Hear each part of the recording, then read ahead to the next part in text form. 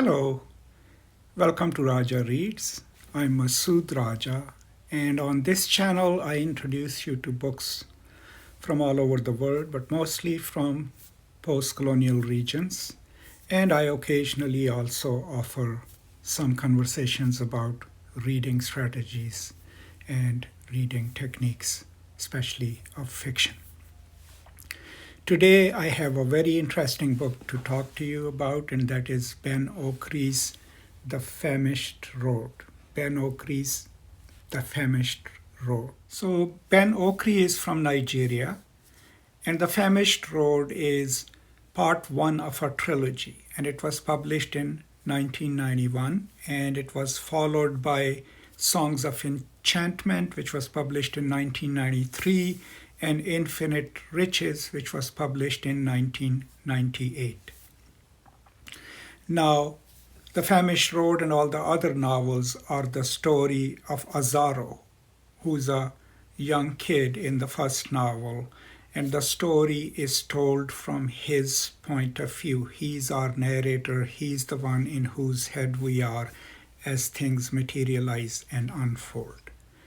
And one peculiar thing about Azaro, which also gives us a hint that the story is set in Nigeria, is because he is an Abiku child.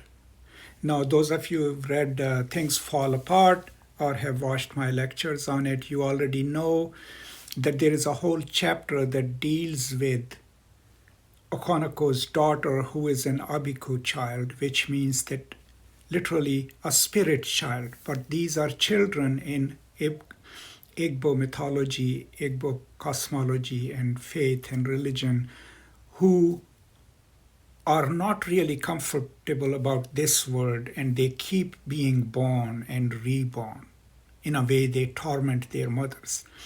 And so there are rituals, religious rituals, which are practiced to make sure that an Abiku child does not come back. That is why, if you remember in Things Fall Apart, one of the questions or one of the statements that one mother makes to the other is, "Oh, I'm so glad my child decided to stay." So in the very beginning of the novel, we find out that Azaro knows that he is a spirit child. He is in touch with the spirit world. He constantly gets calls by his spirit companions to come back, to stay, to give up this life. And that gives him the ability to be in touch with this world in which he lives with his parents in an urban ghetto, and to stay in touch with his spirit companions, but also the spirit world. And that gives him the capacity to see in real world the spirit people whom no one else can see. So in a sense, then, it is a wonderful stylistic technique to tell a story from the point of view of a spirit child who has access to both the worlds, the world of the spirits related to Igbo religion and the world in which he lives, right? And this young child is trying to make sense of his own life, but also he's not scared of these spirits, but he has to deal with them, right? Because he sees them everywhere. And that's what drives most of the narrative. Most of the times we are in Azaro's mind as he experiences the world. The other characters, of course, are his mother and father and Madame Koto, right? Who is the owner of a bar. So in that sense, people call it a magic realist novel. Now, if you look at the strict definition of magic realism, it is a kind of fiction or a novel in which magic isn't represented as magic, but is represented as everyday happening. And in that sense, then, the novel really qualifies as a magic realist novel, because whatever Azaro experiences, it is not offered as magical. It is something that he sees. It is something that he experiences. His conversations with the spirit children, his entire description of the spirit world, right, comes across as a realistic explanation, and that is what makes the novel as part of a magic realistic technique. And that is important to keep in mind.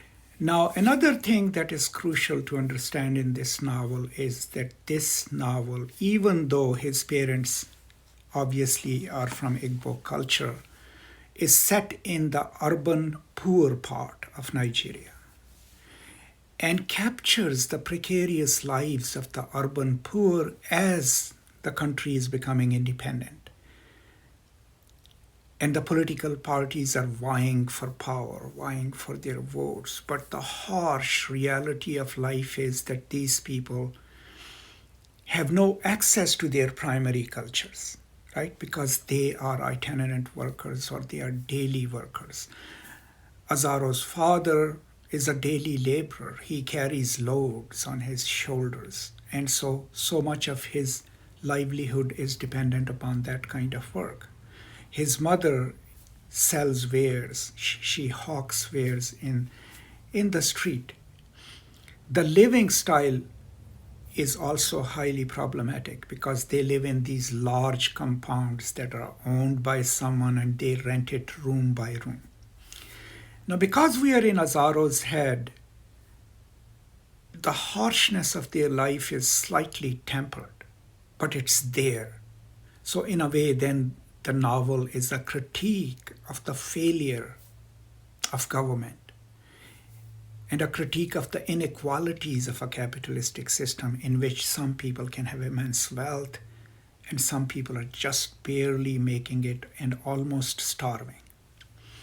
What we also learn is that poverty doesn't necessarily create solidarities. Yes, these people live together in an urban ghetto, right? They watch out for each other. But within that, greed plays a role. I mean, remember the three creditors who constantly keep harassing Azaro's mother, right? For what? A little bit that they had loaned to them, right? So what it teaches us also is that sometimes the living conditions, the harshness of them, the scarcity of resources, instead of building solidarities, can also create, internal cruelties within a culture. And I think the only way to undo that is if the people themselves mobilize, right? That's where Freire and others come in. If they realized who is perpetually keeping them poor, if they form a coalition where they understand their own condition, develop some solidarities, because what the novel teaches us is that these solidarities do not come out of the ground. They are not natural. They need to be built. And then we learn about the struggles of urban populations through the lives of Azaro, his mother, and his father, and the role that the politicians play in pandering to the poor without changing the living conditions.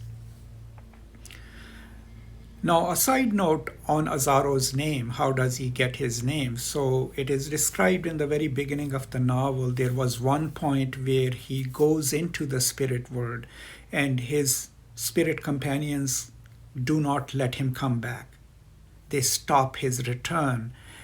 And what we learn that in the real world for hours he was almost dead to a point that they were about to bury him.